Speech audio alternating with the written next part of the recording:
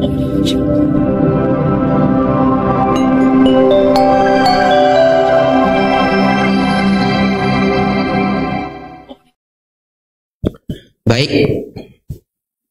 Bapak Ibu Saudara, mari kita berkonsentrasi. Kita akan belajar sampai lebih kurang jam 9 malam, Bapak Ibu Saudara, ya, atau 1,5 jam lebih kurang. Tidak ada pertanyaan, jadi Anda tidak perlu mikir hari ini. Biar saya aja yang mikir, Bapak Ibu. Ya, Anda tidak perlu mikir. Tidak ada pertanyaan. Kenapa saya menyampaikan tidak ada pertanyaan di depan? Agar Anda benar-benar fokus aja. Gak usah, otaknya tidak perlu 2 tugas, ya, 1 tugas aja, fokus. Bapak Ibu, sebelum kita ke kertas ini, tapi ini sudah masuk pelajaran ya, ini kita masuk ke pelajaran. Bapak Ibu Saudara, sadarkah saudara-saudari, kapan umat Buddha disebut umat Buddha? Mungkin 1, kalau KTP-nya sudah Buddha. Ya betul, ya betul juga ya. Nggak boleh bilang nggak betul. Nanti keluarin KTP-nya, saya Buddha, Bapak Ibu ya. KTP itu sah, hitam di atas putih. Ya, secara hukum benar. Lanjut ya. Anda mungkin Buddha kalau di rumah ada altar, betul? Ya. Ada satu daerah Bapak Ibu, pedalaman tempatnya. Para biku kalau mau ke sana harus jalan kaki 16 jam. Ya, dari Makassar 16 jam. Nama daerahnya Yamatitam. Saat ini daerah itu menjadi pemeluk Buddhis. Dikarenakan apa? Ternyata nenek moyang mereka itu adalah umat Buddha. Terbukti dengan mereka masih menyimpan lukisan Sang Buddha atau gambar Sang Buddha. Lebih kurang seperti itu. Ya. Jadi begitu Bapak Ibu di rumah ada altar Sang Buddha, ya Anda boleh mengatakan Anda murid Sang Buddha. Begitu ya. Lanjut. Pemikiran lainnya. Kalau Anda sudah mau datang ke wihara, betul ya? Ya, kalau Anda datang ke wihara, Anda diklaim juga ini umat Buddha. Dan yang lain-lain. Mungkin yang keempat adalah kalau Anda sudah di Tisarana, dikasih kartu, ya, kartu wisudi. Tapi Bapak Ibu Saudara, kalau kita cerita Dharma sebagai ajaran Sang Buddha yang sesuai dengan yang beliau harapkan, kapan Anda menjadi umat Buddha? Ketika Anda mulai memiliki pandangan benar, ya. Ketika Anda mulai memiliki pandangan benar. Kalau Anda punya identitas yang tadi 1, 2, 3, 4, tapi Anda tidak memahami pandangan benar, ya Anda belum mengerti Buddha Dhamma, begitu ya. Cara kita menjadi umat Buddha itu tidak lewat ritual. Cara kita menjadi murid Sang Buddha itu tidak lewat upacara. Tidak, Bapak Ibu Saudara. Bahkan zaman Sang Buddha, masyarakat yang bertemu Sang Buddha belum diritualin apa-apa, nggak ada ritual apa-apa. Ya, diskusi dengan Sang Buddha ajarkan beberapa dharma, misalkan Anupubikatha, ajaran bertingkat, sila, dana, surga, bahayanya surga, dan lenyapnya kotoran batin. Mereka bisa mencapai kesucian, Bapak Ibu. Belum diritualin apa-apa, Bapak Ibu. Begitu ya. Dan mereka bahkan disebut para Arya, para suciwan. Jadi kalau Bapak Ibu tanggap, tidak ada ritual dan upacara khusus yang menjadikan Anda disebut umat Buddha. Kalau secara sutta atau secara kitab suci. Tapi, nah sekarang lanjut lagi pertanyaan yang sama. Kapan Bapak Ibu Saudara? Atau saya ganti ya.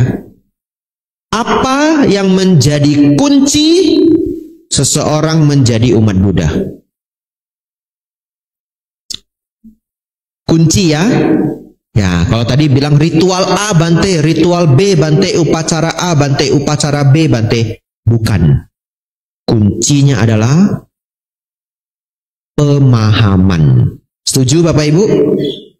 Setuju ya? Atau terpaksa setuju? Ya, yang terpaksa setuju juga enggak apa-apa. Kita lanjut. Baik, Bapak Ibu Saudara, nanti kita sambungkan semuanya ya, agak banyak Bapak Ibu. Selanjutnya, sebelum Samana Gautama mencapai kebudaan, beliau belajar dengan dua pertapa. Ada yang hafal Bapak Ibu? Sedikit orang menghafal ya, yang lain mungkin baru dengar hari ini. Namanya adalah pertapa Alara Kalama. Yang kedua Udaka Ramaputa. Bapak Ibu Saudara, dua pertapa ini mencapai tingkat meditasi yang tertinggi, yaitu arupa jana ketiga, arupa jana keempat. Bapak Ibu ndak hafal teorinya ndak apa-apa. Pokoknya tahu pencapaian meditasi ini sudah tertinggi. Tapi mereka tidak mencapai tingkat kesucian. Aneh ya? Ndak. Kenapa Bapak Ibu? Jawabannya adalah Anda bisa menjawab dengan beberapa jawaban. Jawaban yang pertama adalah karena mereka belum lengkap pemahaman dharmanya. Boleh. Atau karena Bapak Ibu semua murid Sang Buddha, kita masuk sedikit teknis. Ada jalan mulia berunsur 8. Ya, ajaran Sang Buddha yang membawa pada pencapaian Nibbana. Itu adalah kertas saya halaman terakhir Bapak Ibu ya. Halaman terakhir, jalan mulia berunsur 8. Sang Buddha mengatakan tidak ada meditasi yang benar tanpa 7 faktor di bawahnya. Berarti Bapak Ibu Saudara, nomor 8 itu nggak bisa benar kalau tidak ada nomor 1 sampai 7. Nampak Bapak Ibu? Lalu Sang Buddha lanjut. Dan di antara ke-8 ini, yang perlu hadir dulu adalah nomor 1, pandangan benar. Ya, pandangan benar Bapak Ibu hadir dulu, yang lainnya akan mengikuti Bapak Ibu. Ya, dengan pandangan benar muncul, secara alamiah pikiran benar akan muncul. Dengan pikiran benar muncul, secara alamiah ucapan benar akan muncul. Perbuatan benar akan muncul. Mungkin nomor 2, 3, 4 itu paling logis bagi Anda. Maksudnya apa? Setuju enggak? Kalau pikirannya benar ya ucapannya benar. Setuju? Setuju ya? Karena apa yang kita ucapkan itu kan apa yang kita pikirkan. Nah, kalau pikiran dan ucapan sudah benar, perbuatan mengikuti. Setuju Bapak Ibu? Ya, dan apa yang menjadi fondasi pikiran? Pandangan. Ya, Anda boleh masih ngerti 50% pandangan tidak apa-apa. Nanti kita masuk ke pandangan. Ya, Bapak Ibu Saudara, kalau pikiran benar, ucapan benar, perbuatan benar, wajar nggak cari nafkahnya benar? Wajar sekali ya. Itulah dapat yang nomor 5. Ya, jadi Bapak Ibu Saudara, nomor 1 sampai 8 fondasinya adalah nomor 1. Bante tahu dari mana? Yang rajin silakan catat. MN spasi 117. MN spasi 117. Apa itu Bante? Majjhima Nikaya 117. Maha Catarisaka Sutta. Nanti yang rajin pulang rumah baca sendiri. Begitu ya. Baik. Kembali ke halaman pertama Bapak Ibu.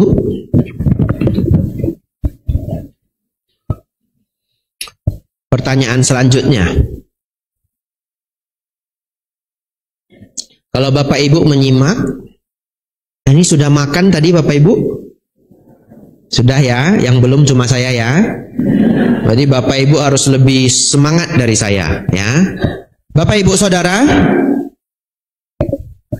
setuju enggak bahwa di antara seluruh perjalanan kita belajar Buddha Dharma, yang terpenting adalah pandangan benar. Setuju? Nah, akhirnya setuju ya? Pertanyaannya, apa itu pandangan benar Bapak Ibu? Dan kalau Anda bingung, yang duduk di depan saya Anda bingung, artinya selama ini Anda bahkan tidak mempelajari langkah pertama Anda. Ya, Anda sudah keliling-keliling dunia Bapak Ibu, ya. Ternyata depan rumah Anda belum Anda datengin. Begitu ya? Siap-siap Bapak Ibu, kita hafal bersama. Hafal ya, karena ini kelas Dharma. Ini kelas saya kelas terakhir Bapak Ibu ya. Saya lihat di foto Bapak Ibu. Itu ya, kelas terakhir. Nah, setelah ini habis kelasnya. Ya, jadi Bapak Ibu banyak menghafal hari ini sampai tanggal 11 ya. Tahun depan ujian Bapak Ibu. Nah, mau ujian lagi habis harinya. Saya pulang Bapak Ibu ya. Ya, ujiannya tahun depan. Mari kita hafal Bapak Ibu bersama.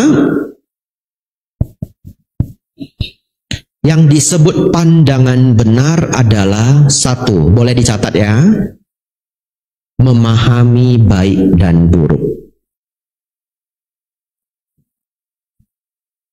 Memahami baik dan buruk.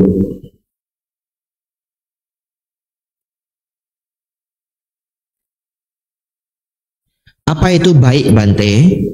Boleh dicatat, boleh dihafal, boleh dua-duanya ya. Apa itu baik Bante? Bermanfaat bagi diri sendiri, atau supaya lengkap ya, tindakan yang bermanfaat bagi diri sendiri, bermanfaat bagi makhluk lain. Tidak merugikan diri sendiri, tidak merugikan makhluk lain. Itu namanya baik ya. Yang kedua, buruk atau jahat. Apa itu Bante? Yang membawa kerugian pada diri sendiri dan atau merugikan makhluk lain ya.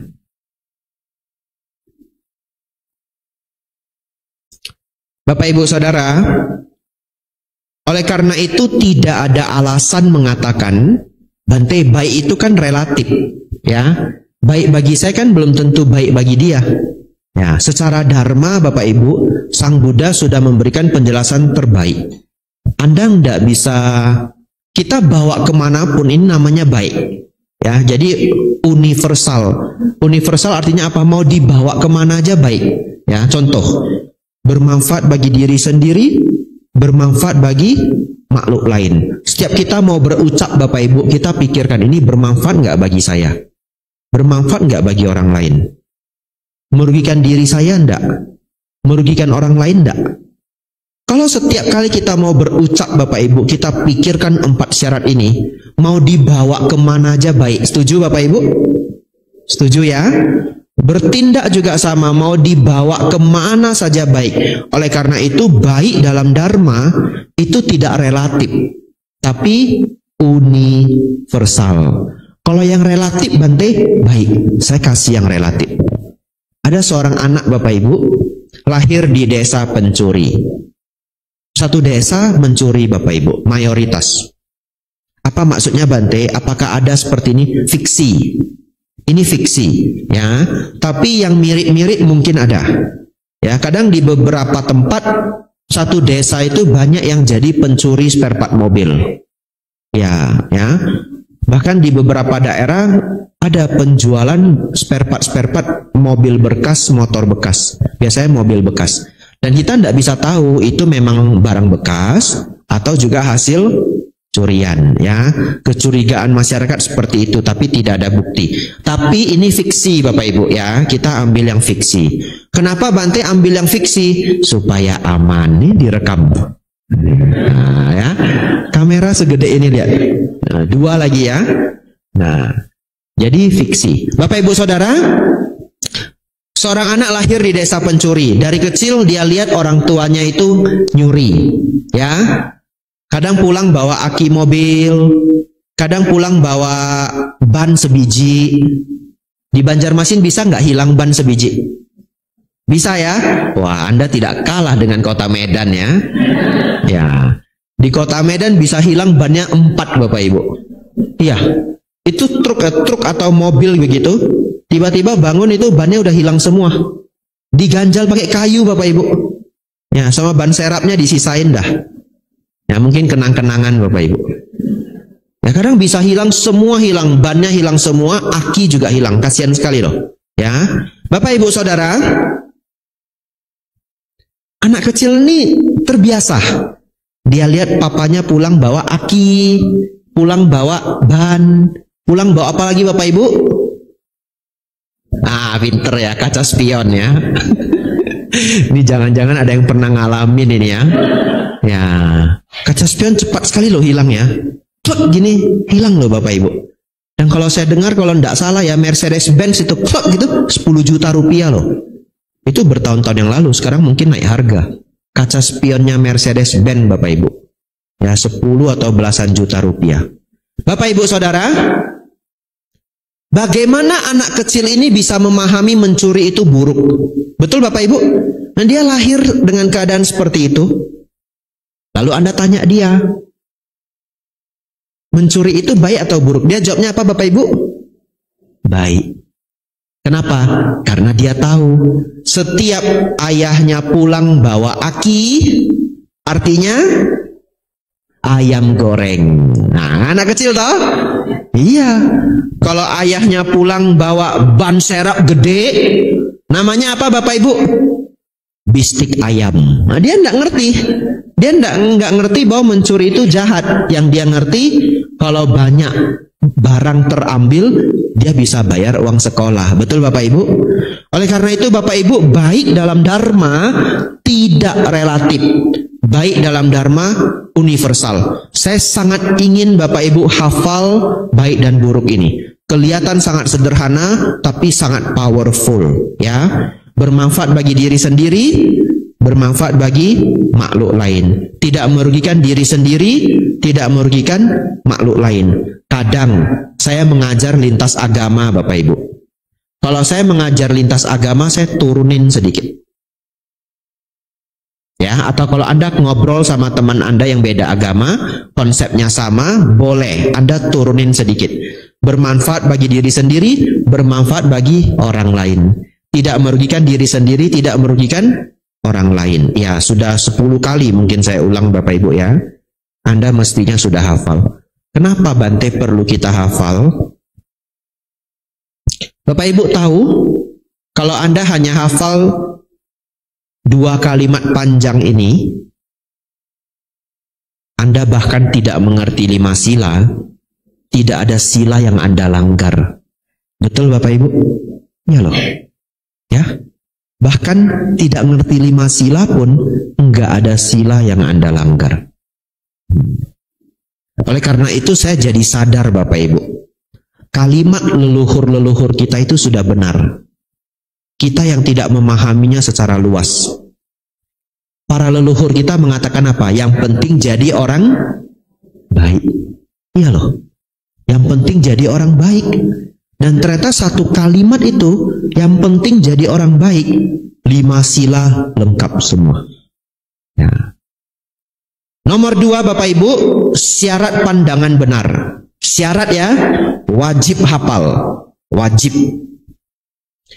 Syarat kedua Bapak Ibu, memahami hukum kama wipaka. Memahami hukum kama wipaka. Kama artinya tindakan, disertai niat. Ya. Wipaka artinya buah atau akibat. Ya. Pahala juga artinya buah. Ya. Pahala dalam bahasa Pali. Bahasa Indonesia jadi pahala. Jadi kita pakai Bapak Ibu, itu dibantu anak itu, kasihan, berpahala. Betul Bapak Ibu? Berpahala itu apa? Dapat buah. Buah kebajikan. Ya. Bapak Ibu Saudara, mari kita hafal bersama. Apa itu Bante hukum kama wipaka? Berbuat baik, berbuah kebahagiaan.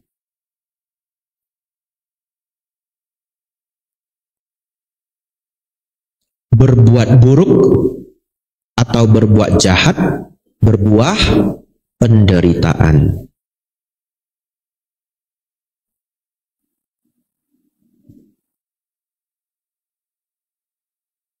Saya ulangi Bapak Ibu, berbuat baik berbuah kebahagiaan, berbuat jahat berbuah penderitaan. Itu Bapak Ibu dihafal dan dipraktikkan, ya. Niscaya kita selamat dimanapun. Ini tambahan Bapak Ibu ya. Kemarin di Ratanagraha, ya, sepupunya Wihara Dhammasoka, ya, Anda punya sepupu, ya, tapi Anda jarang datengin juga. Nah, saya yang datengin Bapak Ibu ya. Anda punya sepupu lagi di Lampung, betul enggak? Ya, nah, Anda banyak sepupu Bapak Ibu ya. Nah, ini bagi yang tidak tahu apa maksudnya Bante, kepala wiharanya sama ya. Bante Sadawiro ya. Beliau punya jadwal itu sudah fix setiap bulan mengunjungi wihara-wihara yang beliau pimpin, sangat luar biasa. Jadi Bapak Ibu yang tidak paham, tidak mengerti, saya beritahu bahwa itu adalah pengorbanan yang besar seorang biku kepada umat Buddha di wiharanya. Ya, kenapa saya mengatakan pengorbanan yang besar? Karena artinya beliau sudah tidak pergi ke banyak tempat. Hanya untuk Anda semua. Ya. Kalau Anda mau bikin kontrak dengan saya, mohon maaf. Tidak mau. Beneran? Kontrak yang setahun 2 kali pun saya tidak mau. Tidak mau. Saya tidak dikontrak di tempat manapun. Kenapa Bante? Saya mau hidup bebas. Tiba-tiba saya mau ke Thailand, mau masuk hutan 4 bulan, tinggal berangkat. Betul Bapak Ibu? Ya. Tiba-tiba ada undangan berwasa di tempat yang jauh, berapa bulan bisa Bante? Mau berapa bulan? Nah, enak ya? Saya tidak ada kontraknya, tapi Bapak Ibu berbahagialah Bapak Ibu semua, karena kepala wihara begitu peduli dengan saudara-saudari semua. Itu fix jadwal beliau, mungkin sampai akhir hayat Bapak Ibu. Ya, dan terus terang itu sangat tidak gampang bagi seorang biku. Mungkin baru hari ini Anda sadar, ya. Dan itu fix bukan hanya di sini, semua sepupu-sepupu Anda juga, ya. Artinya semua kegiatan di luar itu sudah sulit sekali beliau ambil, ya, karena sepanjang tahun habis jadwalnya. Kok saya jadi curhat ya? Bapak Ibu Saudara, baik. Akhir-akhir ini saya mendapatkan inspirasi, dan ini saya ingin ingatkan Bapak Ibu semua, ya, sangat baik. Saya dengar dari sebuah interview, ya, mereka interview orang-orang yang sudah tua, sudah umur 70, umur 80, umur 90, ya, dan saya senang dengerin interview itu, ya. Kalau tidak salah nama channelnya Sprout, kalau nggak salah. Tapi Anda cari sendiri yang bisa bahasa Inggris, ya. Mereka cari orang sudah umur 105 di interview, ya. Dan unik sekali, itu bisa membuka pikiran Anda. Tahu enggak? Aceh, nggak boleh Aceh ya, Akong. Akong yang umurnya sudah 105, tahu enggak dia kasih pesan apa? Dia kasih pesan begini. Dulu waktu saya berumur 55, saya pikir hidup saya tinggal sebentar. Ya, tapi ternyata saya hidup sampai 105. Jadi saya baru tahu ketika saya umur 55, hidup saya baru dimulai. Ya, dia bilang begitu ya. Hidup saya baru dimulai. Artinya apa? Masih sangat panjang. Jadi Bapak Ibu di umur berapapun, apalagi yang 40 ke atas, Anda jangan berpikir Anda sudah mau pensiun. Jangan. Anggap aja Anda pensiunnya umur 105. Ya, jadi setiap pagi itu sangat semangat, masih banyak hal bisa dikerjakan, dan itu membuat hidup menjadi sangat luar biasa. Saya belum 55 Bapak Ibu, gocap juga belum, masih 30-an. Tapi begitu saya dengar, konsep ini bagus sekali, ya, sangat luar biasa bagus. Orang lain di umur 50 mungkin udah lemes gitu ya. Udahlah nggak usah kerjain lah. Udahlah kasih anak aja. Udahlah saya di rumah aja. Tapi begitu, siapa tahu Anda hidup sampai 105. Betul ya? Anda mau diisi dengan apa itu 55 tahun yang kosong begitu? Ya. Nanti kalau Anda sudah meninggal, lahir jadi dewa, diinterview sama temannya. Bro, ya kan dewa kan umur 16 tahun toh. Dia panggil bro gitu. Bro, kamu meninggal umur berapa? 110. Panjang umur kamu ya. Pensiun umur berapa? 55. Nah itu. Jadi sisanya kamu ngapain? Duduk aja, nonton YouTube katanya. Ya. Bapak Ibu Saudara, ini salah satu inspirasi kecil saya dapat dari seorang akong umur 105. Saudara-saudari, ada satu lagi, ya, akong juga, tapi umurnya sekitar 70. Dia diinterview, dia kasih banyak sekali nasihat, ya. Tapi ada satu nasihat yang saya suka banget, nggak pernah kepikiran. Dia mengatakan apa? Jangan lakukan apa yang Anda tidak ingin orang lain lakukan kepada diri Anda. Itu klasik. Itu klasik. Itu terkenal Bapak Ibu. Ya, kata-kata kalimat itu terkenal. Jangan lakukan apa yang tidak ingin orang lain lakukan kepada dirimu. Saya ulangi. Jangan lakukan apa yang kita tidak ingin orang lain lakukan kepada kita. Tapi akong ini nambahin. Bagus sekali, ingin saya share. Apa yang dia tambahkan? Jangan lakukan apa yang Anda tidak ingin orang lain lakukan kepadamu dan anak perempuanmu. Dia sebut daughter. Ya, itu hanya peribahasa aja. Mau daughter, mau son-nya. Anak laki-laki boleh, anak perempuan boleh. Tapi kan di rumah kita siapa yang paling lemah Bapak Ibu? Anak perempuan. Itu sudah paling lemah. Jadi kalau Bapak Ibu galak, ini real story ya. Karena saya ketemu juga orang galak. Anda jangan berpikir Anda hebat banget ya. Anda harus sayang sama orang yang paling lemah di rumah Anda. Ya. Jadi ketika kita mau galakin orang di jalan, terutama kalau senggolan mobil Bapak Ibu ya. Ingat ya, ini saya kasih nasihat beneran Bapak Ibu ya. Mau ikut syukur, enggak mau ikut bohwat ya. Ya, Bapak Ibu senggolan motor, senggolan mobil di jalanan, tolong jangan pakai emosi. Tolong. Kenapa? Karena Anda tidak tahu Anda ngadapin siapa. Betul ya? Itu random banget Bapak Ibu. Saya tidak takut Bante. Siapa yang saya takut? Gubernur aja saya kenal. Bapak Ibu berpikir, ya Anda kenal gubernur. Anda harus takut sama seseorang. Orang apa Bapak Ibu? Orang depresi berat. Gubernur pun sudah tidak bisa nolong Anda Bapak Ibu. Ya, Anda tabrakan sama seseorang. Ini fiksi ya, jangan Anda lah. Seseorang tabrakan dengan seseorang. Lalu keluarlah semua galak dia. Ini orang baru kehilangan seluruh istri dan anak-anaknya karena rumah kebakaran. Siapa yang bisa nolong Anda Bapak Ibu?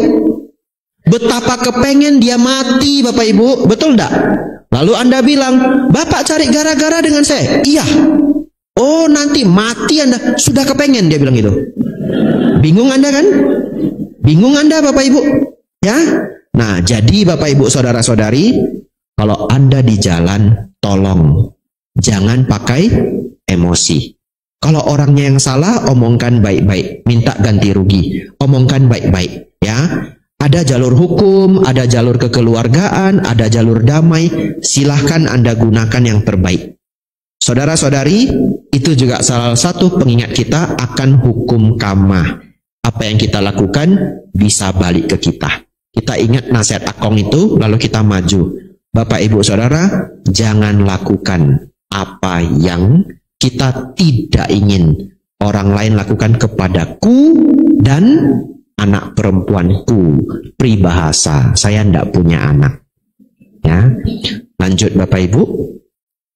Baik Bapak Ibu Saudara, pandangan benar itu syaratnya 3. 1, memahami baik dan buruk. 2, memahami hukum kamawipaka. Dan ketiga, memahami 4 kebenaran mulia. Bapak Ibu Saudara, sebelum saya lanjutkan,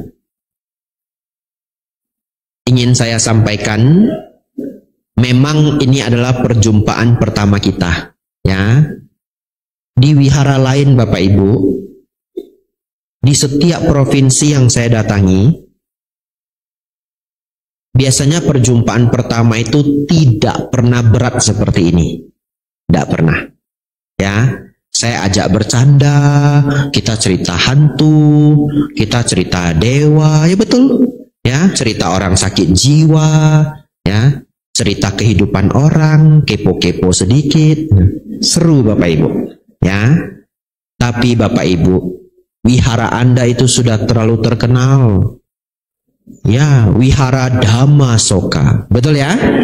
Wihara Anda itu sudah terlalu terkenal. Jadi ekspektasi saya tinggi. Nah, itu nasib Anda. Siapa suruh Anda terkenal? Ya, ekspektasi saya tinggi sekali. Jadi begitu saya tiba, saya berpikir, ini kita langsung masuk modul ini, ya. Langsung masuk modul. Oleh karena itu Bapak Ibu Saudara, kalau Anda ada yang sudah mulai 30% ngantuk, Anda harus semangat. Ya, itu tanggung jawab atas nama besar Anda. Ini saya bertaruh ini ya. Ya, saya juga mikir, ini mau masuk ceramah bercanda-bercanda atau serius ini ya. Tapi Dhammasoka bisa lah ya. Anda terkenal loh di medsos. Dulu ini wihara punya channel yang paling booming ketika COVID, betul enggak? Betul ya? Nah, jadi Anda sudah terkenal, rasain keterkenalannya, ya.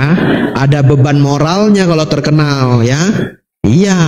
Jadi, saya ekspektasi tinggi sekali dengan Anda. Mari Bapak Ibu, Anda fokus sampai jam 9 malam, 50 menit lagi.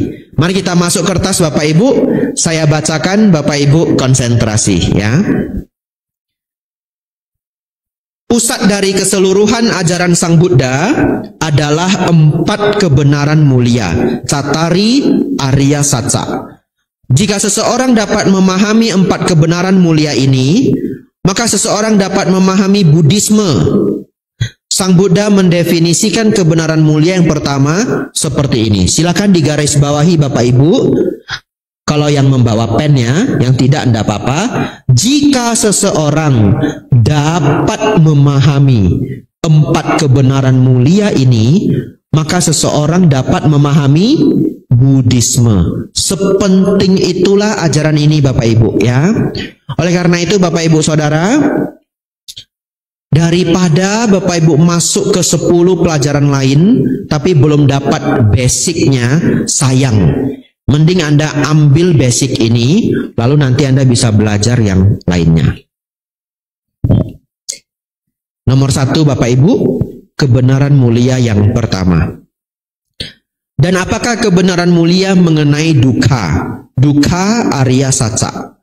Jadi Bapak Ibu, kebenaran mulia yang pertama, Anda boleh tulis di sampingnya yang bawa pennya, adanya dukkha. D-U-K-K-H-A, bukan duka dalam bahasa Indonesia, ya, tapi dukkha dalam bahasa Pali, ya. Apa bedanya Bante? Kalau kita hanya menggunakan duka bahasa Indonesia, biasanya itu merujuk pada yang berat-berat aja, ya, yang berat-berat aja, kecelakaan, kehilangan saudara, yang berat-berat gitu, kehilangan uang yang cukup banyak. Tapi kalau dukkha dalam bahasa Pali Bapak Ibu adalah semua bentuk ketidaknyamanan batin, ya, mau besar mau kecil masuk semua, kita boleh menyebutnya dukkha, ya. Jadi Anda sekadar bosan di malam hari itu juga dukkha, kesel sama temennya itu juga dukkha, yang kecil maupun yang besar, ya. Yang kedua, dukkha itu punya juga satu ciri khas, ya, masuk ketidaknyamanan batin juga, yaitu apa? Ketidakpuasan, ya. Ketidakpuasan ini unik Bapak Ibu, ya. Dia bisa muncul bahkan ketika kita beruntung. Jadi kalau kita mengatakan dukkha itu hanyalah tragedi, tidak. Ya. Bapak Ibu Saudara datang ke satu pesta, ada lucky draw-nya. Anda dapat tiket lucky draw. ya, tiba-tiba Anda menang Bapak Ibu, juara 1, dikasih kotak, pulang Bapak Ibu, ya. Ternyata dibuka Bapak Ibu, dapatnya apa? Blender. Nah, hadiah utamanya blender Bapak Ibu, ya. Ya, blender atau blender? Blender ya, orang Medan Bapak Ibu. Blender, ya. Di Medan tidak ada komputer Bapak Ibu, yang ada komputer. Ya, ini bener ini, ya. Ini, jadi nggak ada blender itu nggak ada. Yang ada apa Bapak Ibu? Blender, ya. Gawat ini Medan saya keluar ya. Ya, Bapak Ibu saudara-saudari, secara logika dapat hadiah itu seneng apa enggak? Seneng toh. Tapi kok sedih? Tidak puas ya. Karena udah seberuntung itu, dia bungkusnya gede lagi Bapak Ibu. Isinya blender. Nah, blender ya. Latihan dulu Bapak Ibu ya. Biar agak modern kita Bapak Ibu ya. Blender gitu. Bapak Ibu saudara, dapatnya blender. Nah, di Wihara Wat Bowen, dulu saya tinggal di sana 3 tahun 7 bulan. Menarik sekali loh Bapak Ibu ya. Setahun kita dapat 2 kali lucky draw. Lucu ya? Nggak ada di Indonesia. Lucu, karena bikunya banyak. Bikunya ada 150 kadang kalau masa wasa. Ya, kalau tidak masa wasa 120. Ya, tapi sebagian itu biku sementara. Ya, nanti 3 bulan atau 2 minggu mereka mengembalikan latihan. Tapi ketika masa COVID tidak ada biku pabaja, tidak ada. Ya, saya jadi dapat angka sebenarnya para bante di Wihara Wat Bowen. Ternyata biku tetapnya 80. Ya, Bapak Ibu Saudara, setahun 2 kali kita dapat lucky draw.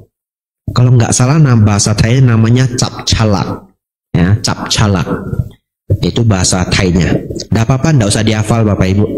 Ya, biar saya aja ya. Bapak Ibu Saudara, satu ketika Waisak. Ya. Yang kedua, keluar wasa. Hadiah untuk keluar wasa.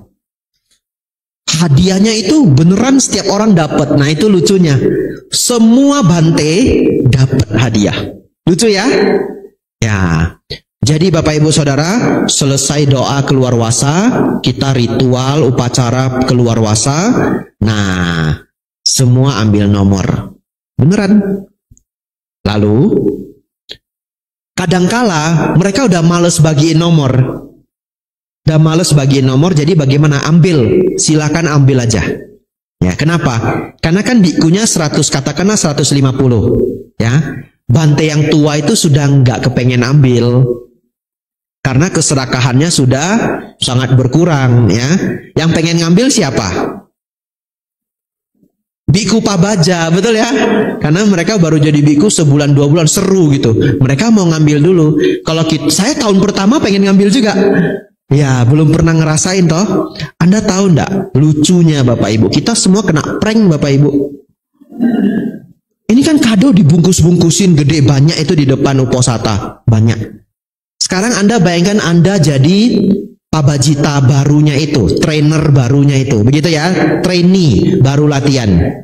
Anda mau ngambil yang sekecil ini atau segede speaker itu Bapak Ibu? Ambil yang mana coba? Yang gede. Semua bante-bante baru itu ambil yang gede-gede pulang. Saya juga. Iya, tahun pertama saya masuk Wat Bowen, saya masih 1 wasa Bapak Ibu. Jadi masih biku baru juga.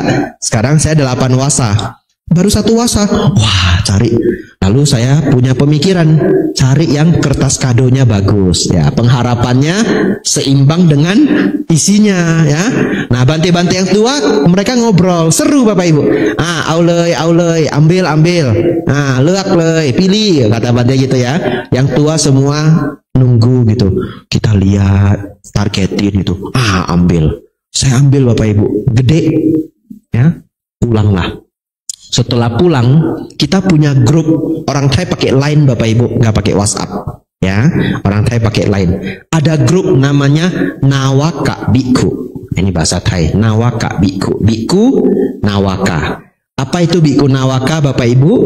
Di bawah 5 wasa. Ya, kalau sudah 5 wasa ke atas namanya Majjhima. 10 wasa Tera. 20 wasa Mahatera. Ya, 100 wasa mendiang, ya. Oh iya dong, ya toh. Kan jadi biku minimal umur 20. Kalau bisa 100 wasa umur sudah 120. Ya, kalau 100 wasa mendiang sudah, ya. Bapak Ibu Saudara, jadi pulanglah kita. Wah, itu line group itu rame, semua pada pamer hadiahnya, betul? Saya bukalah dengan penuh kebanggaan dan kebahagiaan. Wah, ini dapat yang gede. Begitu saya buka, kipas angin. Ngapain saya ambil kipas angin? Di Thailand itu wihara paling banyak itu kipas angin. Umat kalau ulang tahun Bapak Ibu, dananya kipas angin. Itu di gudang stok kipas angin kita mungkin ada 7 Bapak Ibu. Iya, beneran. Saya dapat sesuatu yang ya kayak nggak dapat apa-apa. Ada teman saya Bapak Ibu, dia kuliah di Inggris. Ya beneran, kuliah di Inggris. Jadi anak orang punya Bapak Ibu ya. Nah, dia nggak mau ambil yang besar, dia kasih temennya. Dia ambil yang sekecil ini Bapak Ibu. Pulangnya, Bapak Ibu tahu dapat apa? Dapat kayak pot kecil begitu, yang warnanya itu ada bagus sekali. Di Thai namanya guci pancawarna. Sangat indah. Itu kalau beli bisa 12 juta.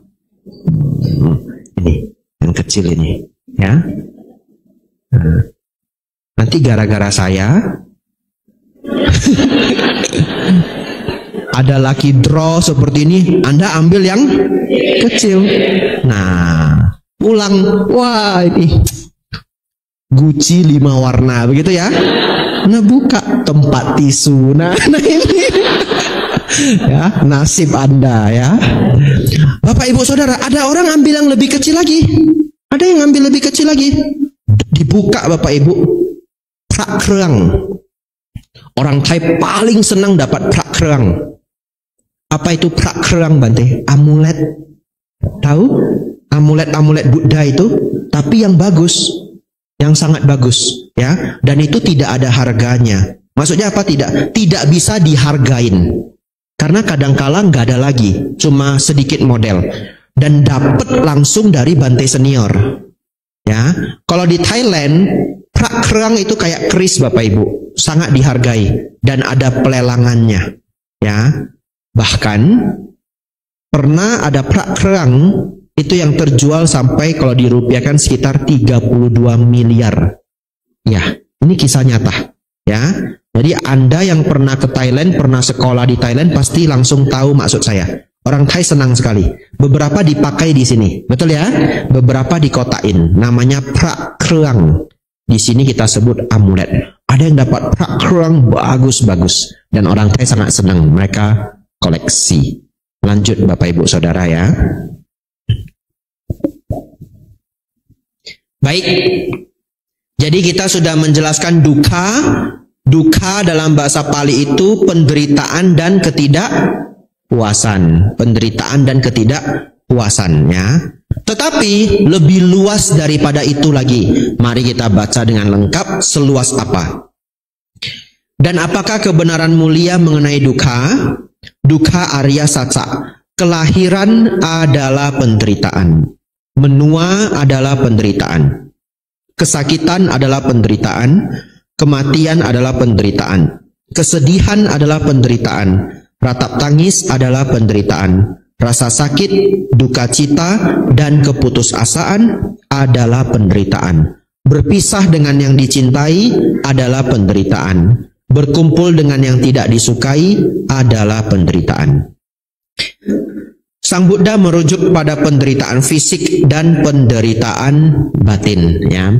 Kalau Bapak Ibu ada yang berpikir, Bante kenapa kelahiran itu penderitaan ya, sedangkan kita bahagia kalau ada anggota keluarga yang baru lahir Ya, Anda bahkan rayain gitu.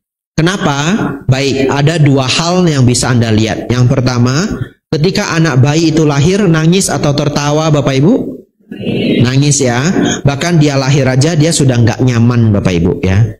Kalau nggak nangis diapain Bapak Ibu? Dipukul sampai nangis ya. Ini adik-adik yang baru tahu terkejut ini ya. Mungkin beberapa adik-adik, ngapain dipukul? Mah, dulu saya bayi, mama mukul saya. Dia jadi gitu, sudah curigaan.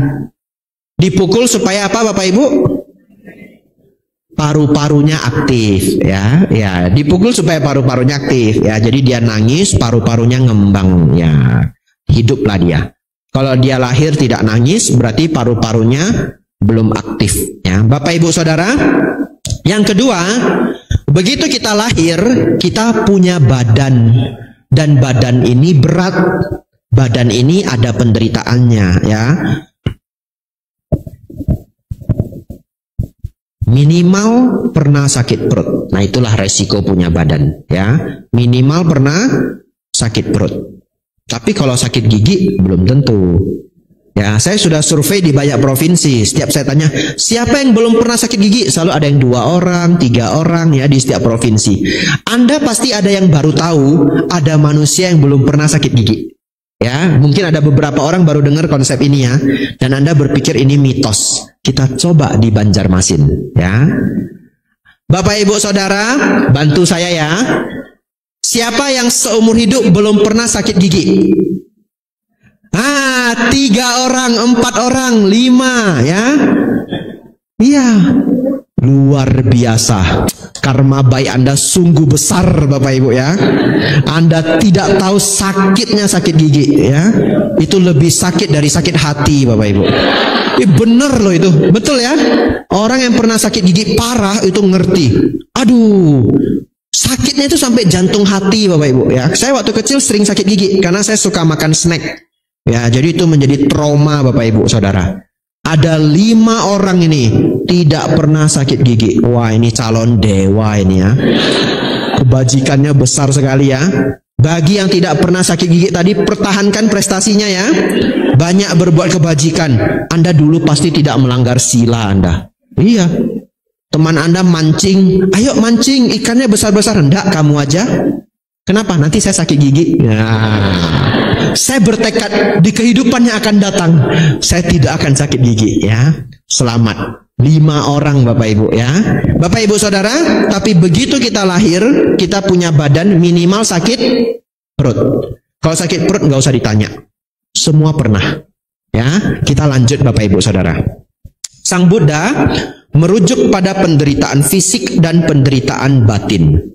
Penderitaan fisik, sakit karena penyakit, umur tua, kelelahan, dan sebagainya. Penderitaan psikis atau batin, yaitu segala penderitaan mental. Takut, bosan, khawatir, duka cita, kesepian, dan keadaan psikologis negatif lainnya. Menjalani kehidupan adalah mengalami penderitaan dalam taraf yang banyak ataupun sedikit.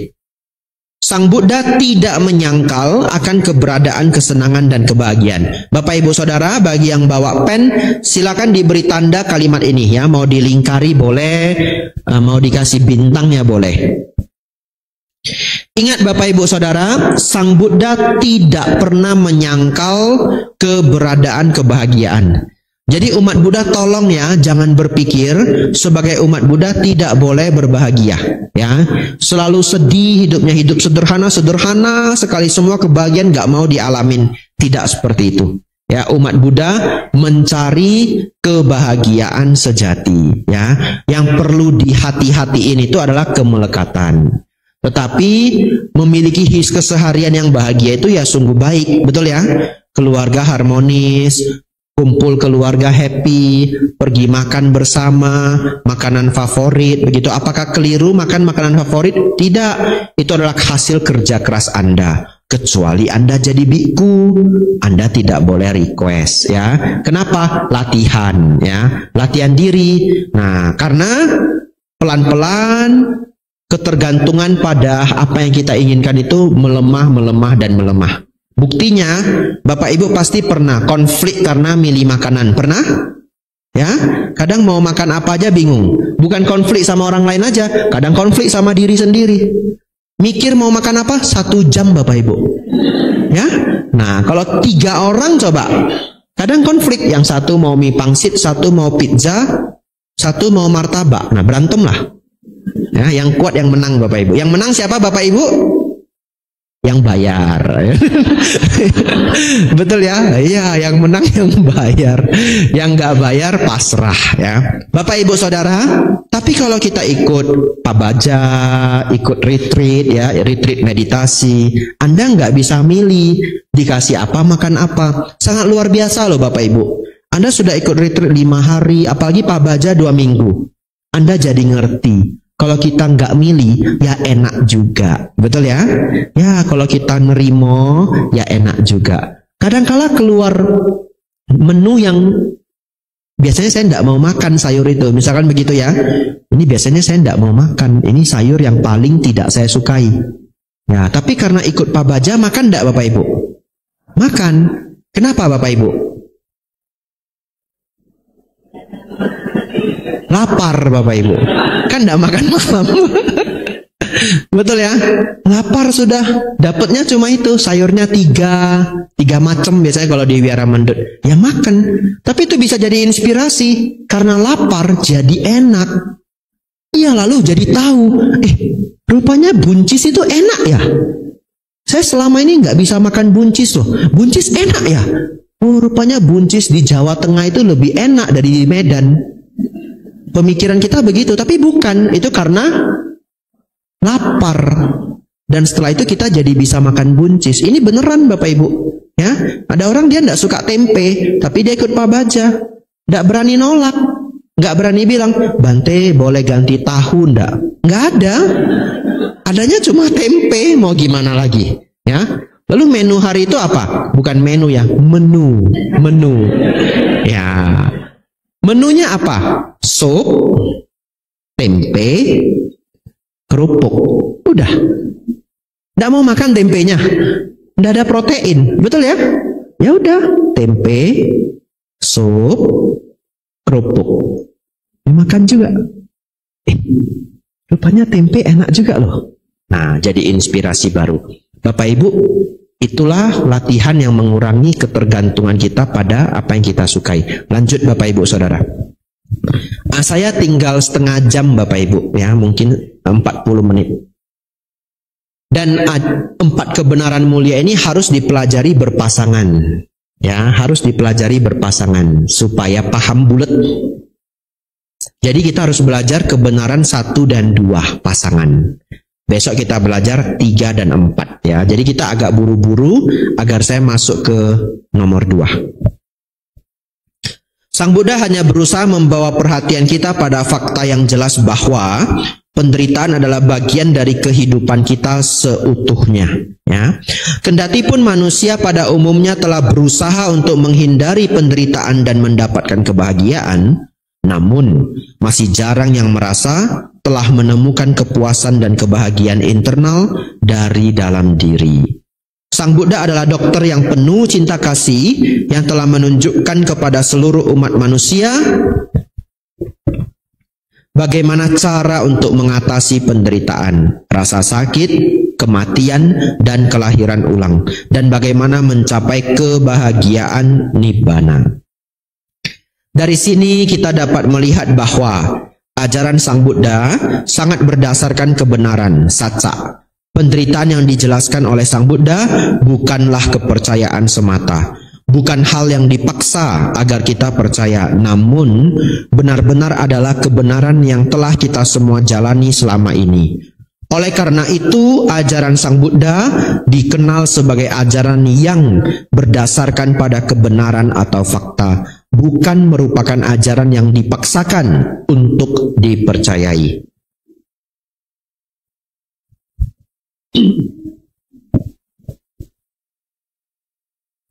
Bapak Ibu, mari kita lanjut ke nomor 2. Kebenaran mulia yang kedua. Kebenaran mulia yang kedua adalah kebenaran mulia dari sebab penderitaan. Dukkha samudaya arya satsa. Sang Buddha memberitahukan kepada kita bahwa semua penderitaan yang kita alami secara langsung ataupun tidak langsung disebabkan oleh nafsu keinginan atau ketagihan, tanha, dan ketidaktahuan. Bapak Ibu Saudara, di tabel ya. Di tabel hijau itu Bapak Ibu, enggak tahu di tempat Bapak Ibu ada warna apa enggak, tempat saya ada warnanya ya. Bapak Ibu Saudara, di dalam kotak itu ada rumus Bapak Ibu. Ini adalah rumus dari kebenaran mulia yang kedua. Bapak Ibu Saudara, kalau 4 kebenaran mulia ini dipaksakan, ada yang maksa saya Bapak Ibu, Bante ajarin 2 nomor aja boleh enggak? Saya dipaksa Bapak Ibu. Maka saya hanya akan mengajarkan nomor 2 dan nomor 4. Ya, ngerti maksudnya? Artinya nomor 2 ini sepenting itu ya. Dari 4 kebenaran mulia yang sangat penting adalah nomor 2 dan nomor 4. Lalu nomor 1 itu apa Bante? Nomor 1 itu sebagai background, sebagai penjelasan menuju nomor 2 ya. Jadi yang menjadi solusi, yang menjadi rumusan yang luar biasa itu adalah nomor 2 Bapak Ibu. Jadi Bapak Ibu Saudara, Bapak Ibu harus selalu hafal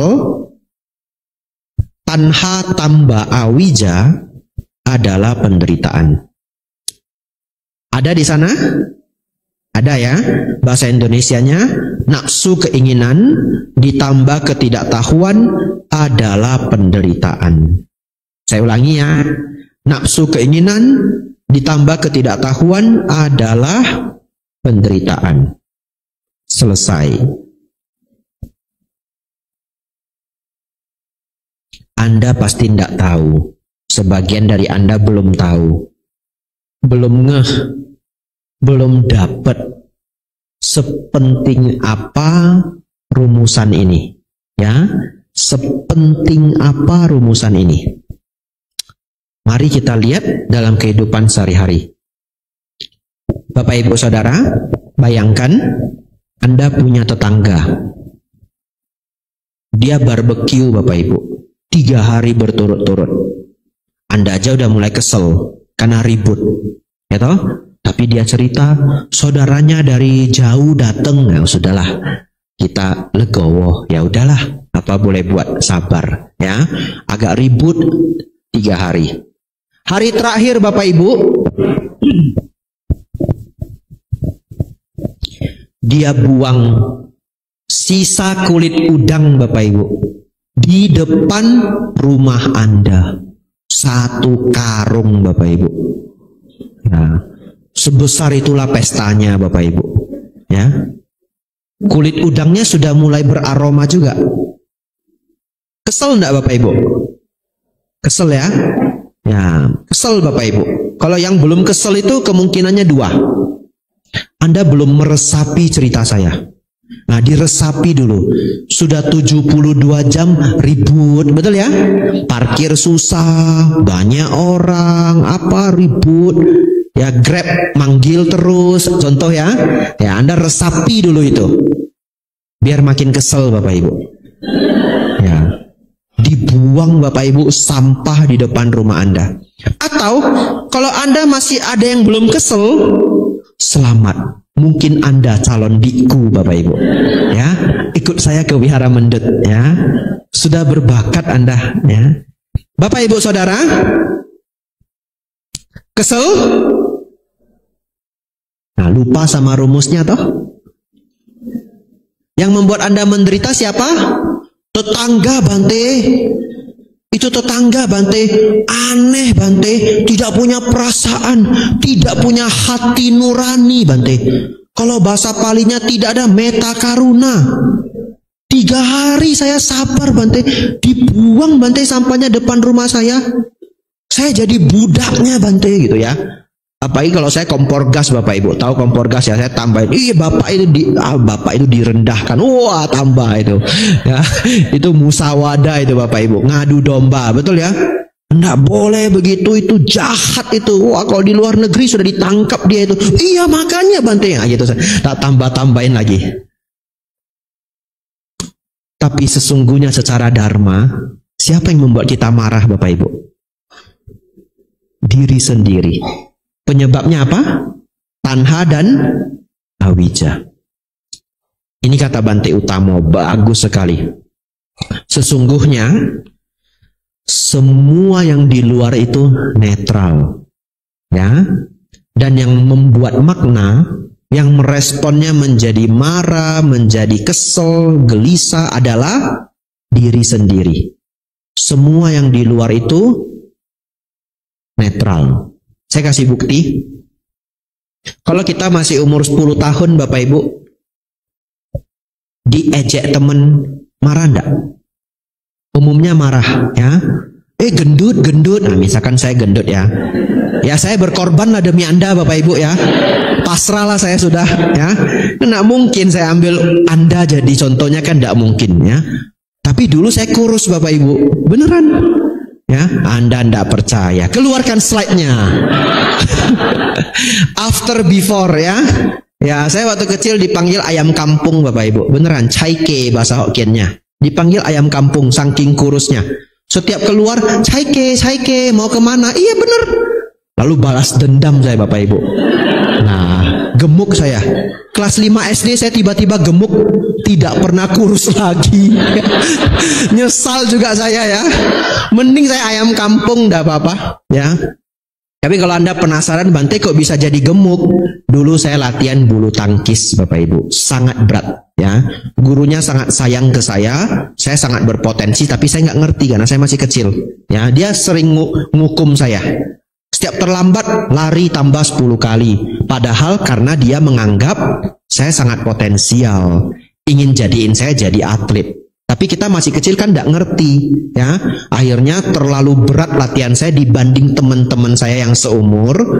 Kelas 5 SD saya putuskan saya nggak mau latihan lagi. Ya, orang tua marah Bapak Ibu ya, kesel gitu. Ya, tapi ya udah, anaknya nggak mau, gimana lagi? Bengkaklah saya Bapak Ibu. Ya, karena latihan dari guru saya itu dulu berat sekali. Ya, seminggu entah 3 kali atau 4 kali. Saudara-saudari, waktu kita umur 10 tahun kita diejek gendut misalkan ya, atau apalah ya, tinggi misalkan begitu. Marah enggak Bapak Ibu? Bisa marah ya. Anak kecil umur 10 tahun bisa marah. Kalau sekarang Anda diejek kayak dulu kecil, marah enggak? Ya biasa aja ya. Kalau marah ya lucu, betul ya? Ya, diejek, terlambat. Kan gitu ya kalau kita kecil ya. Dulu kita marah. Terlambat, kamu terlambat itu. Ya, kita dulu marah. Kenapa sekarang nggak marah? Anda tiba-tiba masuk lalu ada orang itu di samping, terlambat, apa bingung. Ini kenapa orang ini? Ini sekilo kurang 3 ons ini. Ya, ini sekilo kurang 2 ons ini. Terlambat. Nah, itu membuktikan Bapak Ibu, sebenarnya yang di luar itu adalah netral. Kitanya yang memaknainya. Kenapa umur 10 tahun kita marah? Kenapa sekarang kita tidak marah? Karena sudah dewasa. Semakin dewasa, semakin bijaksana. Jadi Bapak Ibu Saudara, semakin Anda bijaksana, Anda semakin jarang merespon negatif. Ya, masih ada, Anda tingkatkan lagi kebijaksanaan. Oleh karena itu Bapak Ibu Saudara, pasti sangat sulit. Pasti sangat sulit. Kalau ikut Dhamma Class gampang. Ya. Kalau ikut Dhamma Class gampang. Pokoknya seminggu dari sekarang Anda tidak marah Bapak Ibu. Ya, bulan depan kumat Bapak Ibu. Iya, betul. Ini kena SPD setiap hari itu tidak marah. Ya. Suaminya aja bingung, kamu kok jadi baik gitu. Ya, atau istrinya bingung, ya papa kok jadi beda gitu. Iya, masa SPD kan begitu ya. Iya, bulan depan kumat Bapak Ibu. Bapak Ibu Saudara, bisa ndak? Kira-kira bisa ndak? Umumnya orang seperti ini. Umat Buddha lah kita ambil contohnya. 3 hari sudah tersiksa, ribut, rame ya, kena asap ya. Wah, pokoknya tersiksa lah 72 jam. Begitu pagi happy bangun, akhirnya pestanya usai, dikasih sampah Bapak Ibu. Segunung. Ya, padahal tempat dia ada, enggak, digeser semua ke tempat kita. Bapak Ibu Saudara, bisakah Bapak Ibu langsung mengatakan Tanha dan Awija. Bisa? Kalau bisa ya 2 jempol Bapak Ibu. Ya, pasti lupa. Betul ya? Nggak mungkin lah. Ya kalau minggu depan mungkin. Ya, 3 bulan lagi nggak mungkin. Begitu buka sampah, daun dari sebelah dikasih sampah apa. Ini gimana ini tetangga? Tapi barangkali ada ya di Banjarmasinnya. Begitu daun berserakan. Tanha dan Awija. Anda nggak marah sedikit pun. Anda keluarkan sapu, Anda nyapu. Luar biasa. Besoknya dikasih lagi Tanha dan Awija. Coba 7 hari Bapak Ibu. Ngamuk juga Bapak Ibu ya. Wah, 2 hari bisa Bapak Ibu lewat ya. Tapi Bapak Ibu Saudara, Sang Buddha mengingatkan kita semua. Sesungguhnya yang membuat kita marah adalah diri sendiri. Sesungguhnya ketika keinginan terlalu banyak sampai menjadi sangat gelisah, yang buat adalah diri sendiri. Ketika Anda angkuh, sombong, egonya tinggi sekali, ya, salah dipanggil saja pangkatnya, ya, salah dipanggil saja statusnya, Anda marah luar biasa. Sesungguhnya ego itu siapa yang bikin Bapak Ibu? Diri sendiri. Itulah pencerahan yang kita dapatkan malam hari ini Bapak Ibu ya. Sesungguhnya semua penderitaan kita yang buat adalah nafsu keinginan dan kebodohan ya. Cuma di sini disebut ketidaktahuan. Kita yang bodoh sendiri kok Bapak Ibu ya. Kita yang bodoh sendiri. Mari kita baca penjelasannya. Sebagai contoh, seseorang dapat saja memiliki hasrat sangat tinggi untuk menjadi kaya. Karena ia berpikir bahwa uang dapat membuatnya bahagia. Oleh karena ia tidak sanggup menjadi kaya, ia menjadi frustasi dan tidak puas. Hubungan antara nafsu keinginan menginginkan uang dan ketidaktahuan secara keliru mempercayai bahwa uang membawa kebahagiaan secara sangat jelas terlihat sebagai sebab dari penderitaan orang tersebut.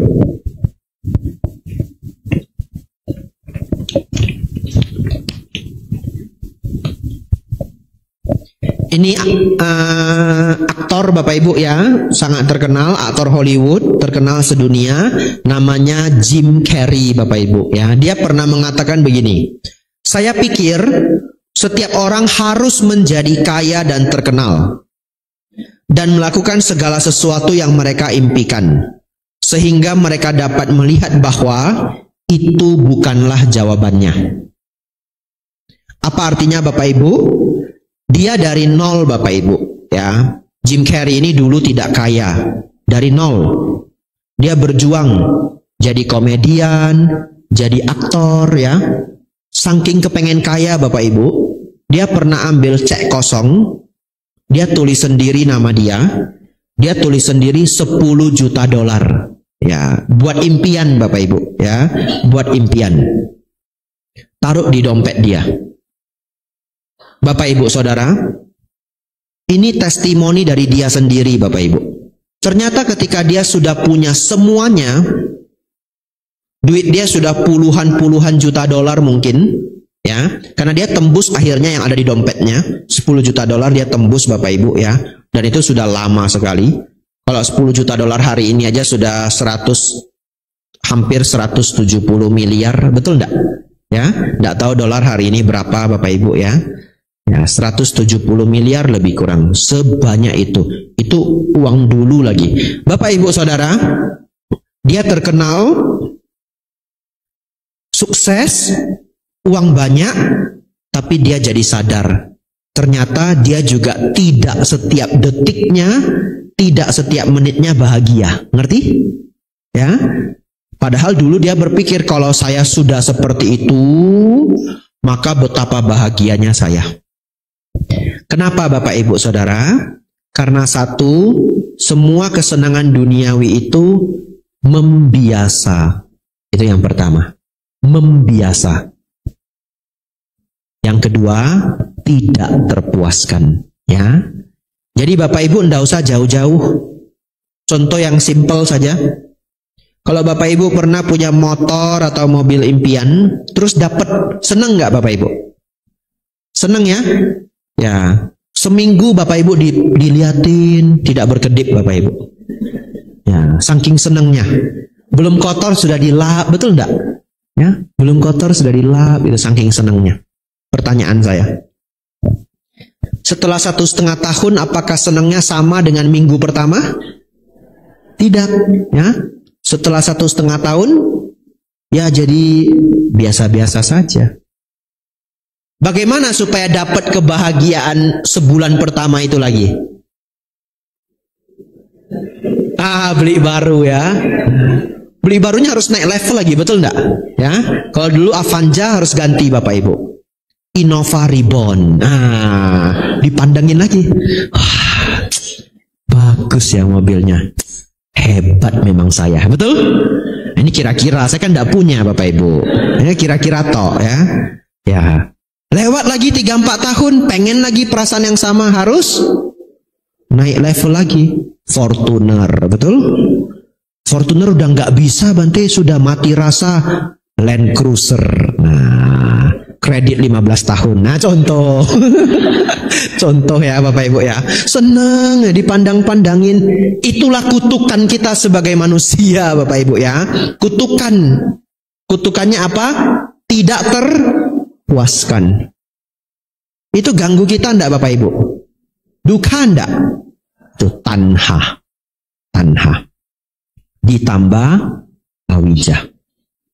Kalau sudah wija seperti apa? Awija tidak tahu. Awija artinya tidak tahu, tidak punya pengetahuan. Wija pengetahuan. Tidak. Awija tidak ada pengetahuan. Bahasa Sanskertanya apa? Widya. Ya. Jadi kalau yang namanya widya itu artinya pengetahuan. Awidya tidak berpengetahuan.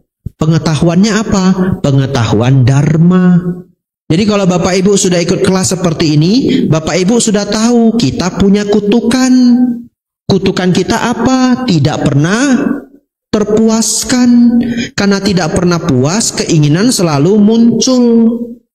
Karena kita sudah belajar dharma, obatnya adalah dharma. Salah satu caranya bagaimana? Belajar mudah puas, ya, berpuas diri. Bahasa Indonesianya yang populer adalah bersyukur, ya. Bapak Ibu belajar bersyukur. Apa itu keinginan Bapak Ibu? Mengharapkan yang belum ada. Betul ya? Keinginan apa? Mengharapkan yang belum dimiliki. Bersyukur apa Bapak Ibu? Menghargai yang sudah dimiliki. Ya, bersyukur itu adalah menghargai yang sudah dimiliki. Kalau Bapak Ibu tidak pintar bersyukur, percaya saya Bapak Ibu, keinginan Anda sudah terwujud semua pun itu cuma sebentar, Anda nggak puas lagi, ya, Anda nggak puas lagi. Bersyukur Bapak Ibu, bersyukur. Semakin sering Anda bersyukur, hidup semakin bahagia. Bante, hidup saya tidak seindah itu Bante. Apa yang mau disyukuri? Ginjal masih aktif Bapak Ibu? Masih ya? Ditawar 20M mau jual? Nah, bersyukur. Nah, ditawar 20M tidak mau jual? Betul ya? Nanti Anda ke pesta Bapak Ibu, teman Anda pakai Rolex, Grand Seiko, contoh ya, ya pokoknya pakai merek bermerek lah gitu. Kalau yang perempuan tasnya yang bagus. Apa yang mahal Bapak Ibu? Apa? LV ya, LV. Mana tahu LV mau sponsor boleh? LV. Ya, bawa tas mahal Bapak Ibu LV. Ada yang lebih mahal lagi enggak Ci? Hermes. Nah, Hermes ya, bacanya nggak pas nggak apa-apa. Ya, itu kan bahasa Prancis mungkin ya. Pokoknya saya bahasa Medan dah, Hermes ya. Bapak Ibu Saudara, Anda ke pesta Bapak Ibu, nggak bawa apa-apa. Teman Anda nanya, kamu kok sekarang pucet? Nah, itu bahasa dia begitu. Dia nggak mungkin bilang, toh tas kamu kok nggak branded, nggak mungkin. Kamu sekarang kok pucet gitu. Nah, Anda jawab, ini bercanda Bapak Ibu ya. Anda jangan serius sekali Bapak Ibu ya. Anda jawab begini, memang tas saya tidak bermerek, tapi kemana-mana saya bawa 20M. Gitu. Hah? Mana? 20M mana? Jam tangan mana? 20M. Tas mana 20M? Ginjal. Oh gitu. Iya. Nah. Lalu teman Anda bilang, ini sekilo kurang 2 ons ini. Ya, Bapak Ibu Saudara, tapi kalau kita bersyukur hidup kita, yang punya tas-tas mahal kalah Bapak Ibu ya. Yang punya jam tangan mahal kalah Bapak Ibu ya. Tapi kalau yang punya jam tangan mahal, punya tas mahal, bisa bersyukur, dia sangat bersyukur, dia sangat mujur. Betul ya? Hidupnya nyaman, hidupnya bagus, fasilitas lengkap, dan pikirannya seneng. Tapi kalau tidak disertai rasa syukur, kemanapun kurang ya. Jadi Bapak Ibu Saudara, Anda tidak perlu cerita keadaan hidup kita seperti apa. Enggak. Bersyukur itu selalu ada caranya. Ya. Begitu kita bangun, bisa melihat sekeliling Bapak Ibu. Ada orang nggak pernah loh Bapak Ibu lihat sekeliling. Mohon maaf ya. Mohon maaf. Ada orang nggak pernah loh lihat sekeliling. Di antara Bapak Ibu yang banyak, kalau ada yang tidak bisa, saya mohon maaf. Ya, hanya contoh saja. Bunga ini warna apa Bapak Ibu? Merah dan putih. Ada orang seumur hidup tidak bisa loh Bapak Ibu lihat merah. Betul ya? Ya. Setiap orang punya kelebihan dan kekurangan masing-masing. Ya. Kalau yang kebetulan tidak bisa di ruangan ini, saya minta maaf sebagai contoh. Ya. Ada orang lahir pendengarannya ini nggak bisa satu. Temannya sih nggak tahu. Kalau udah berteman lama baru tahu, betul ya? Ya. Kalau Bapak Ibu semua masih bagus, bersyukur nggak Bapak Ibu? Bersyukur. Bersyukur. Siapapun yang pintar bersyukur, hidup mulai membaik. Ya. Kita lanjutkan Bapak Ibu. Tapi bagaimana nafsu keinginan dan ketidaktahuan menyebabkan penderitaan fisik? Bapak Ibu Saudara,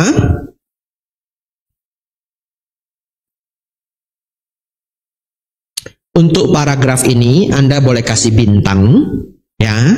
Saya bacakan aja, tapi untuk beberapa orang itu dibaca sekali tidak bisa ngerti ya. Anda pulang, Anda baca lagi ya, tapi saya tetap bacakan. Bagaimana nafsu keinginan dan ketidaktahuan menyebabkan penderitaan fisik? Hal ini dikarenakan nafsu keinginan menciptakan karma yang membawa pada kelahiran ulang. Menjadi terlahirkan artinya memiliki tubuh. Dan sebegitu kita telah memiliki tubuh, maka kita mudah tertimpa kecelakaan. Kita akan lahir lagi ya di antara 31 alam kehidupan. Kalau sudah lahir, terutama di alam-alam yang kasar, kita lahir di alam yang kasar, maka kita pasti ada penderitaannya ya.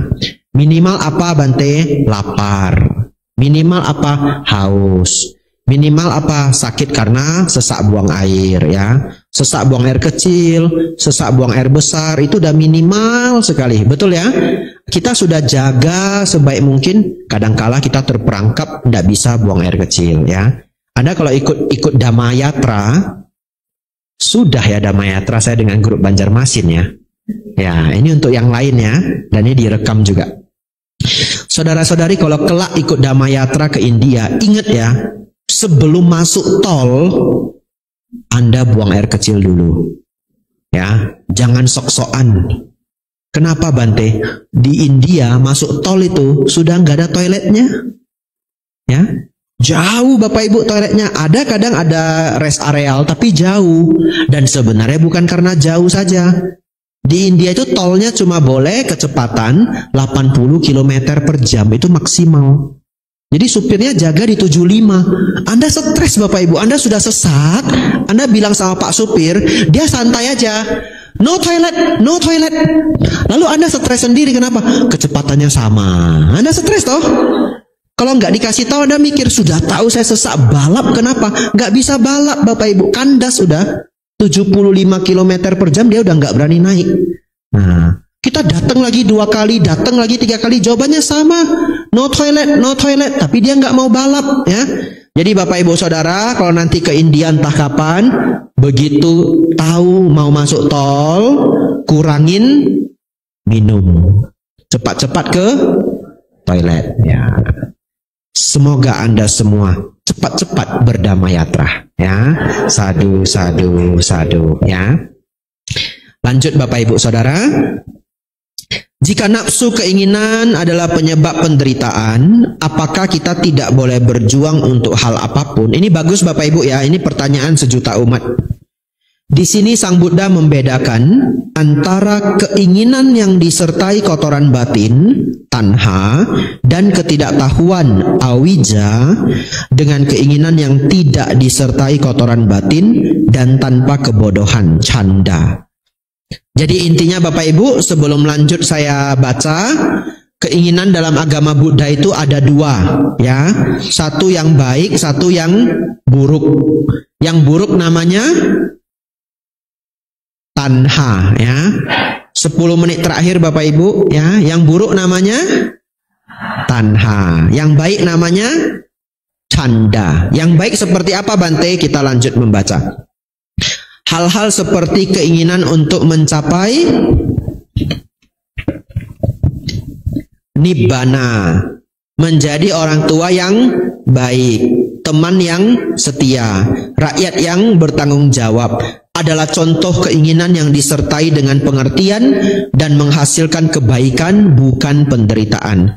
Ketika keinginan-keinginan adalah berdasarkan pengertian dan menghasilkan kebaikan, bukan penderitaan, sebagai sifat yang beretika dan menuju pada tujuan-tujuan yang berharga, keinginan-keinginan demikian adalah untuk dikejar.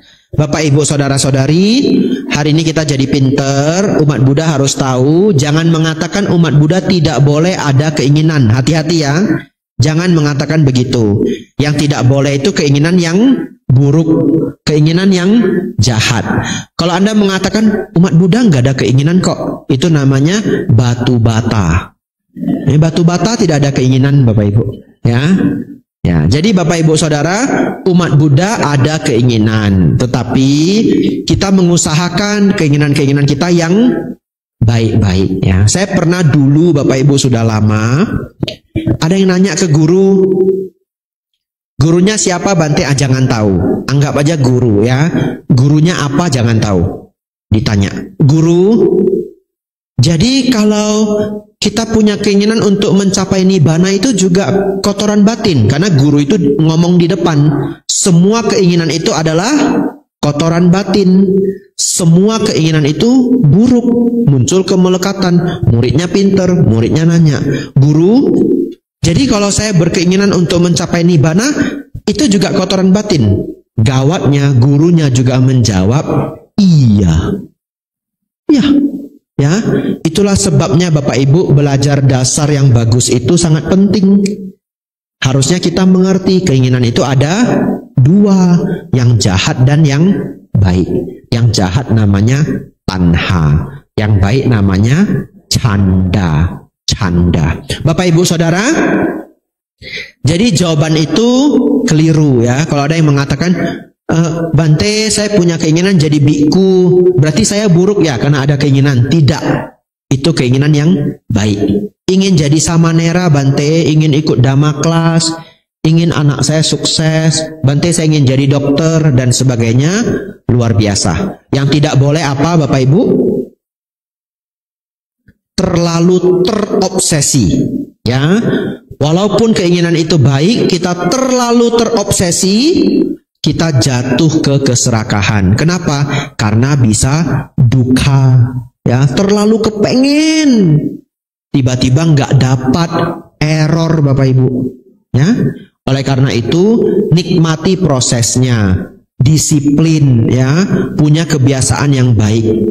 Anda punya keinginan setinggi langit, tidak disertai kedisiplinan, tidak disertai dengan habit kebiasaan yang baik, enggak sampai Bapak Ibu Saudara. Betul ya? Jadi yang paling penting apa? Punya habit yang baik, kebiasaan-kebiasaan yang baik, punya kedisiplinan yang baik. Kerjakan sehari, 2 hari, 3 hari, konsisten ya. Tetap punya keinginan, tetap ya. Tapi bukan keinginan saja yang membara-bara, tapi tidak disiplin, tidak konsisten, itu tidak kemana-mana. Lebih baik Anda pikirkan gimana supaya saya punya habit. Habit itu bahasa Inggris artinya kebiasaan yang baik. Contoh, saya kepengen belajar, contoh Bapak Ibu ya, belajar bahasa Thai dah contohnya. Gimana supaya saya punya habit yang baik Bapak Ibu? Salah satu caranya, setiap pagi, setiap malam sebelum tidur, saya rapiin semua meja belajar saya. Supaya apa? Supaya besok belajarnya semangat. Betul enggak? Lalu buku itu sudah saya buka, halaman yang mau saya pelajari. Nah, jadi begitu saya pagi bangun, begitu lihat ke meja, nampaknya apa Bapak Ibu? Halaman terakhir yang saya baca. Muncul semangat? Muncul ya. Ini saya baca di buku Bapak Ibu ya. Ini teknik-teknik di buku. Salah satu bukunya Atomic Habits ya, yang nulis James Clear ya. Tapi ada juga buku habit yang agak tua yang nulis Charles Duhigg ya. Dan ada buku favorit saya mengenai habit-habit ini juga, judulnya adalah Slight Edge yang nulis Jeff Olson. Ini direkam. Jadi kapan kala Anda ingin baca, Anda cek ya. Jadi Bapak Ibu kalau Bante, contoh ya, ini contoh supaya Anda ngerti maksud saya. Anda kepengen jogging, konsisten. Gimana biar jogging Anda konsisten? Anda gantung itu sepatu Anda di gagang pintu Anda. Nah, jadi begitu Anda bangun nampak gagang apa sepatu, pakai lari. Begitu ya. Lalu ada teknik lainnya. Teknik lainnya apa? Reward. Kalau sudah dikerjakan hadiahnya apa ya? Jadi dulu ketika saya belajar di Thailand, pagi-pagi Bapak Ibu saya bikin kopi. Saya suka dulu. Sekarang Bante masih suka. Tapi sudah saya kurangin karena saya jadi susah tidur Bapak Ibu ya. Jadi terlalu susah tidur, saya kurangi dosisnya ya. Bapak Ibu Saudara, saya senang kopinya itu, tapi saya bikin trik. Sudah tak buat kopinya wangi, betul ya? Enggak, saya minum dulu. Syaratnya apa? Belajar dulu setengah jam. Ya, setengah jam. Belajar. Selesai, ada alarmnya. Beneran, ya? Pakai aplikasi. Nama aplikasinya Forest. Ini beneran ini. Nah, cek di Play Store. Forest. Forest. Nah, bisa disetel 30 menit. Nanti dia bunyi teng. 30 menit. Tercatat Bapak Ibu, kita belajar sehari berapa jam, tercatat. Minum kopi. Itu caranya. Dapat reward. Jadi setiap hari saya belajar berapa jam itu dapat, saya lihat. Oh, hari ini kok cuma 6 jam. Semalam 7 jam. Apa yang salah? Nah, dipikirkan ya. Karena ada datanya, itu kelihatan Bapak Ibu. Saya dulu belajar seperti atlet Bapak Ibu. Seserius itulah saya Bapak Ibu ya. Ini supaya Anda termotivasi ya. Jadi adik-adik yang masih sekolah, jangan belajar buku di depan, nontonnya TikTok. Ya, itu kelihatan belajar. Coba Anda download apps yang saya tadi baru bilang, Forest. Anda download. Atau yang lebih simpel ada namanya Pomodoro Clock. Ya, Pomodoro artinya tomat, bahasa Italia. Setiap 25 menit dia kasih kita istirahat. Tapi kita bisa setel ke 30 menit. Bapak Ibu, Forest ya, Forest. Kadang-kadang, nah ini adik-adik yang masih sekolah, Anda cek sendiri. Anda ting Forest ya toh? Anda belajar, balas teman, belajar. Setiap Anda mau balas teman, Anda harus tutup Forestnya. Balas, belajar lagi. Mau balas teman, tutup Forestnya. Nanti sudah 3 jam, Anda terkejut Bapak Ibu Saudara. belajarnya cuma 40 menit. Tapi kelihatan 3 jam. Ya, ini untuk yang masih sekolah ya. Jadi saran saya, Anda kalau mau juara, begitu mau belajar, HP-nya di flight mode, tutup, aktifkan Forest Apps itu, klik, duduk belajar 30 menit. Teng, bunyi, rehat 5 menit. Ya, rehat dah 5 menit boleh. Ya, lalu belajar lagi 30 menit. Rehat lagi 10 menit. Belajar lagi 30 menit. Rehat lagi 15 menit. Belajar 30 menit. Dapat 2 jam. Ya, nggak mesti ikut cara saya Bapak Ibu ya. Ini memotivasi adik-adik yang sudah datang. Bapak Ibu Saudara, ternyata sudah jam 9:10 ya. Sudah ada yang kurang semangat ya. Bante kok jadi cerita belajar gitu ya. Ya betul, karena saya lihat banyak adik-adik yang datang ya. Kalau yang sudah berumur sih memang udah nggak pakai.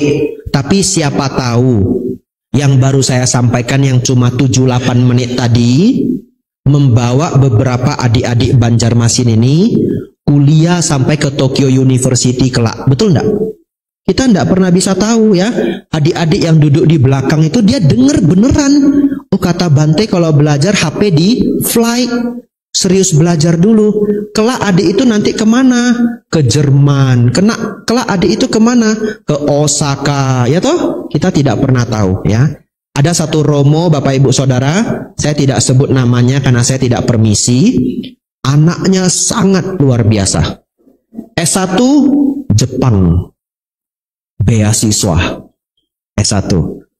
Kuliah S1 selesai. Wisuda Bapak Ibu. Orang luar negeri loh. Dipanggil kasih speech di depan.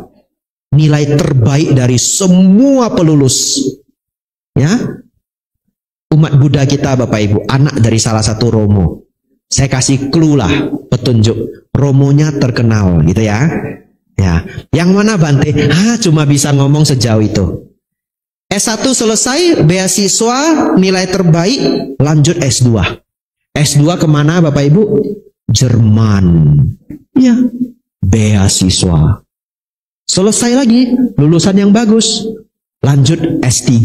Kemana? Amerika. Ya, beasiswa lagi. Luar biasa ya. Semoga menginspirasi adik-adik yang di sini ya, yang SD, SMP, SMA belajar sampai jauh. Tutup Bapak Ibu. Tidak terasa sudah jam 9:10 ya. Saya minta 5 menit boleh? Boleh ya. Saya minta 5 menit tambahan. Apa kebenaran mulia yang pertama Bapak Ibu? Adanya duka. Apa kebenaran mulia yang kedua? Sebab duka. Ya, apa sebabnya Bapak Ibu? Tanha dan awija. Nomor 1 apa? Adanya duka. Nomor 2 apa? Sebab duka. Bapak Ibu Saudara, 3 tambahan terakhir 5 menit ya. Kalau ada duka terus bagaimana Bante? Karena kita sudah belajar bahwa ada duka dalam kehidupan kita. Maka yang pertama, belajar menghindari duka sebaik mungkin ya. Dihindari Bapak Ibu ya, duka itu tidak dikejar, tapi dihindari. Ya kalau duka itu dikejar namanya penyiksaan diri. Ya itu pandangan salah. Nah kita menghindari duka sebaik mungkin. Bagaimana caranya Bante? Dana sila samadhi panya. Ya itu ilmu untuk menghindari duka.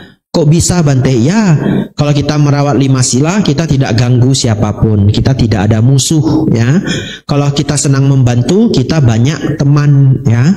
Kalau kita punya kebijaksanaan kita sedikit konflik. Dan kalau kita punya samadhi, kita tenang seimbang. Bapak Ibu Saudara, yang pertama, belajar menghindari duka. Kalau tidak terhindarkan Bante, belajar nerima. Ya, kalau tidak terhindarkan, belajar nerima. Bagaimanapun dalam hidup kita, ada penderitaan. Kalau berat Bante, belajar bersabar. Ya, keluarkan mantra kita Bapak Ibu. Kesabaran adalah tapa tertinggi. Ya, kesabaran adalah tapa tertinggi. Dan yang terakhir, ambillah duka sebagai guru Bapak Ibu. Ya, ambillah duka sebagai guru. Duka yang sudah ada dalam kita ambil sebagai guru. Kita belajar dari penderitaan kita. Apa yang salah, apa yang keliru, apa yang harus diubah, ya.